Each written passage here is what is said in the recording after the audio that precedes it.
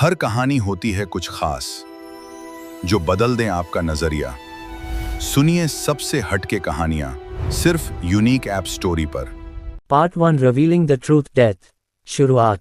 घने जंगल में आज मौसम का रुख बिगड़ा हुआ था। बिजली कड़क रही थी, बादलों की गरजने की आवाजें, बारिश की आवाजें, इसी काली अंधेरी रात में जंगल से जंगली जानवरों की आवाजें सुनाई दे रही थी जो मौसम के साथ बहुत डरावनी लग रही थी।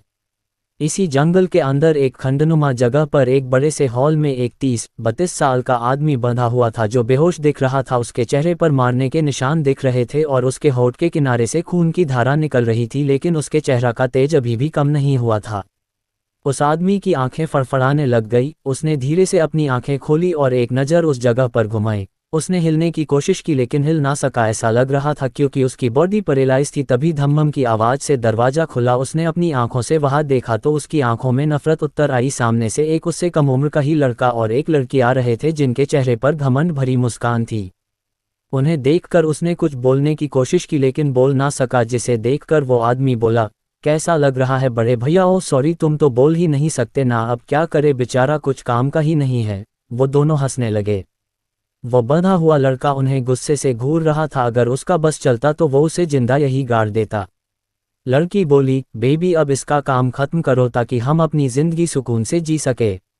लड़का बोला, हाँ बेबी, इसे तो मरना ही पड़ेगा, लेकिन इससे पहले इसे तड़पना देखना चाहता हूँ। जितना ये तड़पेगा उतना मेरे दिल को सुकून मिलेगा। इसने मुझसे मेरा सब कुछ छीना था ना, अब मैं इससे इसकी जिंदगी छीनूंगा, इसे तड़पा तड़पा के मरूंगा। लड़की बोली, कम डाउन बेबी, मरना तो इसका तय है।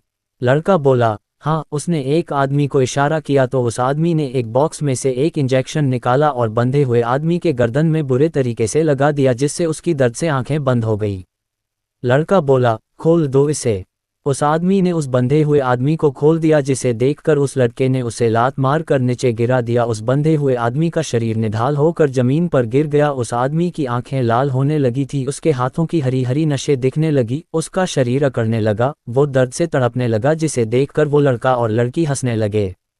लड़का बोला, क्या हुआ, दर्द हो रहा है? ऐसा ही दर्द मुझे भी हुआ था जब मेरा हक तुम्हें मिला था। बस हर कोई सिर्फ तुम्हें पूछता था क्योंकि तुम्हारे पास पावर थी। उसके चेहरे को अपने जूते से मसलते हुए आगे बोला, लेकिन देखो क्या। दोस्तों, अगर आपको इस स्टोरी का पार्ट 2 चाहिए तो आगे की स्टोरी आपको टेलीग्राम पर मिलेगी।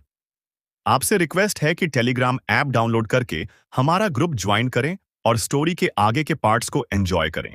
हुआ आज तुम यहाँ तड़प रहे हो और किसी को कोई फर्क नहीं पड़ रहा। तुम्हारी सारी पावर अब मेरे पास है, अब सब कुछ मेरे पास है, लेकिन अब तुम्हारे पास कोई नहीं है और जो था उसे खुद तुमने ही दूर कर दिया। वो आदमी दर्द से तड़पते हुए उसे देखने लगा, जिसे देखकर वो लड़की बोली, अरे बेबी, इसे बताओ तो सही कि इसके अपने कौन थे और अब इसकी वजह से कहाँ पहुँच गए।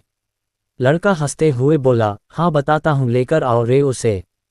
उसके ये सुनते ही दो आदमी अंदर की तरफ चले गए। वो आदमी उस तरफ देखने लगा, लेकिन वहां देखकर उसकी आंखों में अजीब से भाव आ गए क्योंकि सामने से वो दो आदमी एक कम उम्र की लड़की लेकर आ रहे थे जिसके बाल बिखरे हुए थे, उसके शरीर पर चोटों के निशान थे, उसके कपड़े फटे हुए थे, उस लड़की की आंखें बंद थी। उन दोनों ने उसे लाकर उस आदमी के सामने फेंक दिया। वो आदमी उसे हैरत से देखने लगा। उसे समझ नहीं आ रहा था कि ये यहाँ क्या कर रही है। ये तो उसकी बीवी है, क्या वो उसे धोखा देकर नहीं चली गई थी तो वो यहाँ क्या कर रही है? लड़का उसकी बात समझकर बोला, क्या हुआ? देखकर हैरानी हुई कि ये यहाँ क्या कर रही है। क्या भूल गए अपनी बीवी को जो तुम्हें जी जान से चाहती थी? ओह सॉरी, तुम्हें कैसे पता होगा, तुमने तो कभी इसे कभी ध्यान से देखा ही नहीं है। तुम्हें तो लगता है कि ये तुम्हें धोखा देकर भाग गई, लेकिन यही तो तुम्हारी गलतफहमी है। वो आदमी उसकी बात जरूर सुन रहा था, लेकिन उसकी नज़रें उस लड़की पर ही टिकी हुई थी, उसने पलकें तक नहीं झपकाई थी। लड़की बोली, ओह बेबी, ये तो इसे आज तक धोखेबाज ही मानता था, लेकिन अब नहीं मानेगा क्योंकि मरने वाला है, इसलिए मरने से पहले इसकी सारी गलतफहमी दूर कर देते हैं ताकि गिल्ट में ही तड़प तड़प कर मरे। लड़का हंसते हुए बोला, हाँ मरने से पहले तो ख्वाहिश पूरी करनी ही है। उस आदमी को देखकर उस लड़की के पास जाकर उसके बालों से पकड़कर खड़ा किया और बोला, ये लड़की, इसे कितना ही समझाया था कि तेरा साथ छोड़ दे, तेरे से दूर हो जाए, हमारे साथ मिल जाए, लेकिन नहीं, इसे तो पतिव्रता पत्नी बनना था। उसका सर दीवार पर मार दिया, जिससे उस आदमी की आंखों में गिल्ट के साथ तड़प दिखने लगी। नहीं मानी, बोली कि तुझे बताएगी तो क्या? फिर इस लड़की को किडनैप करवा लिया, तब से इसे कैद कर रखा जानता है। इस लड़की की हिम्मत अभी तक नहीं टूटी, अभी तक तेरा इंतजार कर रही थी कि तू इसे बचाएगा, लेकिन तू तो खुद ही यहाँ मरने की हालत में पड़ा है। आदमी ने उसकी बात सुनकर आंखें मीच ली। उसकी आंखों के कोर से आंसू की बूंद गिर पड़ी। उसे खुद से नफरत होने लगी कि उसकी गलती की वजह से आज खुद इस हालत में है, और वो बेचारी जो हमेशा उसका अच्छा चाह वो भी उसकी वजह से इस हालत में है। उसने तो कुछ महीने तड़पा है, लेकिन ये तो पिछले 4-5 साल से यहाँ इनकी कैद में थी। क्या कुछ नहीं सह होगा उसे आज भी याद है कि वो लड़की थोड़े से चिल्लाने से रोने लगती थी, थोड़ा सा लगने से उसके आंसू की बाढ़ आ जाती थी, और उसने कितना दर्द सह वो भी सिर्फ उसकी वजह से। उसकी आंखों में गिल्ट दिखने लगा था। लड़की बोली, क्या हुआ, गिल्ट हो रहा है? होना भी चाहिए, मारने जो वाले हो। उसने उस लड़की पर गोलियां चला दी। उसने तड़पते हुए वही दम तोड़ दिया। आदमी ने ये सब देखकर खुद के शरीर को उसकी तरफ बढ़ाने की कोशिश, लेकिन बढ़ा ना सका। वो उसे देखने लगा जो कि मर चुकी थी। उसकी कोरों से आंसू बहने लगे। वो जिंदगी में पहली बार रो रहा था, वो भी अपनी बीवी के लिए। उसे खुद पर गुस्सा आने लगा कि उसने क्यों उस पर यकीन नहीं किया, क्यों उसे ढूंढने नहीं गया, क्यों, आखिर क्यों? अगर वो पहले सब कर लेता तो आज ये हालत नहीं होते। तभी उसे अपने शरीर में दर्द होने लगा, क्योंकि उसे थोड़ी देर पहले लगे इंजेक्शन की वजह से उसकी नसें फटने लगी हुई थी। धीरे धीरे उसकी आंखें बंद होने लगी। उसके दिलो दिमाग में सिर्फ यही बात आई कि अगर उसे एक और मौका मिल जाता तो वो कभी उसके साथ गलत नहीं होने देगा। उसे खुद के लिए नहीं चाहिए था, उसे चाहिए था सिर्फ अपनी बीवी के लिए, सिर्फ और सिर्फ उसके लिए। इसी तमन्ना से उसने अपना दम तोड़ दिया। लड़का और लड़की उन दोनों के मरते ही तेज तेज हंसने लगे और एक साथ बोले, चलो बला टली, अब हम अपनी जिंदगी आराम से जिएंगे। लड़का एक आदमी से बोला, इन दोनों की जला दो। ये सुनकर वो दोनों चले गए। पीछे से उस आदमी ने उन दोनों की लाशों को एक दूसरे के पास फेंक दिया और उन पर कैरोसिन डालकर लाइट फेंक दिया। इसी के साथ वहां आग की लपटों ने उन्हें घेर लिया। वो आदमी सब भी बाहर निकल गए। थोड़े ही समय में पूरी जगह पर आग की लपटों में घिर गई। बारिश भी थम गई थी, लेकिन बादल गरज रहे थे, बिजली कड़क रही थी। आज मौसम को भी अफसोस हो रहा था कि बेगुनाह के इतनी बेरहमी से मौत का मातम वो भी बना रहा था।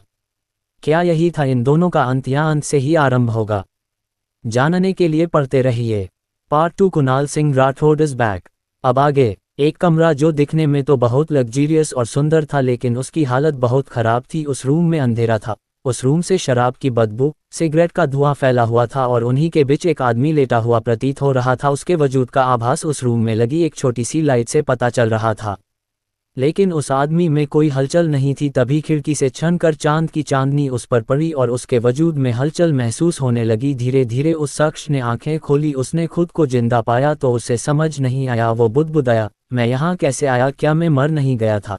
तभी अचानक से उस रूम में रोशनी हो गई। उस लड़के ने इधर उधर देखा तो उसकी नज़र सामने लग रहे बड़े से मिरर में पड़ी। वो खुद को एकटक देखने लगा। तभी उस मिरर में हलचल होने लगी और सामने एक प्रतिबिंब बनने लगा। उस आदमी ने ध्यान से देखा तो ये उसी का प्रतिरूप था, लेकिन ये उस समय का था जब वो मर गया था। तभी वो प्रतिबिंब बोला, हैरान मत हो, ये मैं ही हूँ, तुम्हारा अक्स। लेकिन मरने से पहले का इस खेल में वो मासूम बेगुनाह मारी गई, सिर्फ और सिर्फ उसकी वजह से तुम्हें तुम्हारे शरीर में रिबर्थ किया गया है। वो प्रतिबिंब गायब हो गया। ये सुनकर वो आदमी शैतानी हंसकर बोला, कुणाल सिंह राठौड़ इज बैक। अब किसी को नहीं छोड़ूंगा। अपनी बीवी की मौत का, उसके आंसू, उसके हर दर्द का हिसाब होगा। बहुत हो गया पिट पीछे वार, अब असली खेल शुरू होगा। सबको किए की सजा मिलेगी। जिसने भी उस मासूम को तकलीफ दी है सब तिल तिल मरेंगे। ये बोलकर वो आदमी खुद को मिरर में देखने लगा। उसका अक्स बहुत हैंडसम लग रहा था। गहरी काली आंखें, पतले होठ, तीखी नाक, शार्प जो लाइन, हल्की बियर्ड, बिखरे हुए बाल, 8 पैक एब्स, हाइट 6:2, उम्र यही कोई 27-28 साल होंगी। कुल मिलाकर वो बहुत हैंडसम था। उसकी शख्सियत से अलग ही रोबदार ओरा झलक रहा था। आखिर हो भी क्यों ना, पूरे एशिया का राजा कुणाल सिंह राठौड़ जो था। कुणाल मिरर के सामने से हटकर एक कुर्सी पर बैठ गया। उसने वहां से एक सिगरेट ली और उसे जलाकर पीने लगा और सोचने लगा कि आज से 1 महीने पहले उसकी शादी उसके दादा दादी की पसंद की एक लड़की से हुई थी, लेकिन उसने कभी उसे ध्यान से नहीं देखा और शादी वाली रात ही उसकी बेइज्जती कर कर उसे छोड़कर अपने पर्सनल विला आ गया। तब से वो शराब सिगरेट पीने लगा था, जिससे अगले जन्म में उसे बहुत नुकसान हुआ था। वो पूरे महीने भर हॉस्पिटल में एडमिट रहा था, लेकिन अब नहीं, अब उसका रिबर्थ 5 साल पीछे हो गया था, जहां वो अपनी बीवी की हिफाजत करेगा। उसके सिवा उसे किसी से कोई मतलब नहीं था। उसे सिर्फ अपनी बीवी से मतलब था। उसने एक नज़र घड़ी की तरफ देखा जो 1 बजे बजने का इशारा कर रही थी। वो अपनी पिछली जिंदगी की गलतियां गिनने लग गया। सुबह 7 बजे। चिड़ियों की चाहचाट की वजह से वो होश में आया। उसने घड़ी की तरफ देखा जो सुबह होने का इशारा कर रही थी, मतलब उसे सोचते सोचते पूरी रात बीत गई थी। ये देखकर वो खड़ा हुआ है और वॉशरूम में चला गया। आधे घंटे बाद वो एक टॉवल लपेटे हुए बाहर आया। वो बहुत हॉट लग रहा था। वो ड्रेसिंग रूम में चला गया। कुणाल बाहर आया। उसने फॉर्मल ब्लैक पेंट और ब्लैक शर्ट, काले चमचामते जूते पहले बाहर आया। मिरर के सामने जाकर उसने अपने बाल सेट किए और अपना कोट पहनकर बाहर चला गया। कुणाल नीचे आया तो नीचे सर्वेंट काम कर रहे थे। सब अपनी जगह जम गए। उन्हें डर लग रहा था कि ये अब किसके ऊपर फटेगा, लेकिन उससे उलट कुणाल उन सबको इग्नोर कर सीधा विला से बाहर चला गया। कुणाल के बाहर आते ही कारों का काफिला आकर रुक गया। एक गार्ड ने गेट खोला, कुणाल उसमें बैठा और काफिला वहां से निकल गया। ड्राइवर डरते हुए, सर कहाँ जाना है? उसे इस आदमी से बहुत डर लगता था। इसका कुछ भरोसा था ही नहीं कि कब किसे मार दे। कुणाल अपना फोन देखते हुए ही सर्द आवाज में, राठौड़ एम्पायर। ये सुनकर ड्राइवर ने गाड़ी राठौड़ एम्पायर की तरफ मोड़ ली। दूसरी तरफ राठौड़ विला, बहुत खूबसूरत विला था। इस विला के मेन गेट से अंदर विला तक जाने में तकरीबन 10 किलोमीटर की दूरी थी। इस बीच हरे हरे बड़े पेड़ लगे हुए थे जिनकी शेप कई तरह की थी और हर 5 मिनट की दूरी पर जगह जगह गार्ड भी खड़े हुए। उससे आगे आते वक्त एक बड़ा सा फाउंटेन था जिनमें रात होने पर लाइट लगती थी। फाउंटेन से होते हुए सामने एक वाइट कलर का बड़ा सुंदर विला था जो धूप में चमक रहा था। ये विला जितना बाहर से सुंदर था उससे ज्यादा अंदर से सुंदर था। विला के अंदर, विला जितना बाहर से सुंदर था उससे ज्यादा अंदर से सुंदर था। मेन गेट के ठीक सामने मगर दूर सीढ़ियां लगी हुई थी जो दूसरी मंजिल पर जाती थी। एक बड़ा सा हॉल जिसमें महंगे सोफे शोपीस रखे हुए थे और एक साइड डाइनिंग टेबल रखी हुई थी जिस पर 6 लोग बैठे हुए थे जिनमें से 2 कपल थे और 2 मिडिल लड़के और एक लड़की बैठी हुई थी। आगे पढ़ने से पहले इनका इंट्रोडक्शन करा देते हैं। Introduction start. Rathore family, Usha Rathore, Kishan Rathore, Kabir के दादा दादी जो कि फिलहाल 15 दिनों से तीर्थ यात्रा पर गए हुए थे। उन्होंने मन्नत मांगी थी कि कुणाल की शादी हो जाएगी तो वो तीर्थ यात्रा पर निकल जाएंगे। कामिनी राठौड़, जयंत राठौड़, कुणाल के बड़े चाचा चाची पूर्णिमा राठौड़, सुजल राठौड़, कुणाल के छोटे चाचा चाची जिगर राठौड़ और चिराग राठौड़ जो कि कामिनी और जयंत के बच्चे थे और लड़की साक्षी पूर्णिमा और सुजल के बच्ची थी। ये सब घमंडी, मतलबी और लालची थे। Introduction and. उद्धरण चिन्ह। Part 3 mysterious. चाहत सिंह राठौड़। चाहत का फोन बजा जिससे उस लड़की ने रोना बंद किया और अपना फोन देखा जहां पर माही लिखा हुआ था। ये देखकर उसने अपने आंसू पोंछे और फोन उठाया तो सामने से किसी की आवाज आई जो बोल रही थी, चाहत की बच्ची कहाँ हो तुम? हम सब यहाँ वेट कर रहे हैं और तुम अभी तक नहीं आई। जी, ये लड़की कोई और नहीं बल्कि इस कहानी की मेन लीड चाहत थी। चाहत अपने भावों को छुपाते हुए बोली, अरे माही, हम निकल ही रहे थे लेकिन आपका फोन आ गया। माही को उसकी आवाज अजीब लगी तो वो बोली, चाहत आपकी आवाज को क्या हुआ? आप रो रही थी। चाहत ने गेट की तरफ देखा जहां अब कुछ नहीं दिख रहा था लेकिन संभल कर बोली, नहीं माही, हम क्यों रोने लगे भला? और चाहत रोती नहीं रुलाती है, भूल गई क्या? माही हंसकर बोली, हाँ जानती हूँ चाहत, कैसी है? अब जल्दी से आ जाओ, सब बच्चे तुम्हारा वेट कर रहे हैं। चाहत, आप फोन रखिए, हम आ रहे हैं। ये बोल उसने फोन रख दिया और जल्दी से अपना चेहरा ठीक कर बैग लेकर बाहर चली गई। चाहत एक अनाथ लड़की है और वो अनाथ आश्रम के बच्चों को पढ़ाती है लेकिन उसके भी बहुत सीक्रेट है। चाहत रूम से निकलकर हॉल में आई तो उसे कामिनी बैठी दिखी जो कि अपने नेल घिस रही थी तो चाहत उनके पास चली गई और बोली, चाची जी हमें बाहर जाना है तो हम जाए। कामिनी मुंह बनाकर, मुझसे क्या पूछ रही हो? वैसे भी तुम कहीं भी जाओ, मुझे क्या फर्क पड़ता है। चाहता ये सुनकर बाहर की तरफ चली गई। वो विला से बाहर आई तो उसे जिगर दिखा जो कि अपनी कार के पास खड़ा था। उसे देखकर चाहत दूसरे रास्ते से जाने लगी तो जिगर ने उसका रास्ता रोक लिया और बोला, एम सॉरी चाहत, मोम की तरफ से मैं माफ़ी मांगता हूँ। तुम तो जानती हो ना कि मोम को कुणाल बिल्कुल पसंद नहीं है। उसकी वजह से हम सब ने बहुत सफ़र किया है और तुम कुणाल की वाइफ हो इसलिए मोम ऐसे बेहव करती है। चाहत, कोई बात नहीं, हमें कोई बुरा नहीं लगता, अब हम चलते हैं। ये बोल वो जाने लगी तो जिगर ने उसका हाथ पकड़ लिया और बोला, चलो मैं छोड़ देता हूँ। चाहत अपना हाथ छुड़ाकर बोली, नहीं, हमने कैब बुक कर ली है, हम खुद चले जाएंगे। ये बोल वो जल्दी से वहां से चली गई। उसे इस तरह जाता देखकर जिगर अपने हाथ को सूंघते हुए बोला, कहाँ तक बचोगी चाहत, एक दिन तो तुम्हें अपना बना कर रहोगा। ये बोलकर वो अंदर चला गया। वैसे भी उसे कहीं जाना वाना नहीं था, बस उसे चाहत के साथ जाना था ताकि वो उसे अपनी बातों में फंसा सके।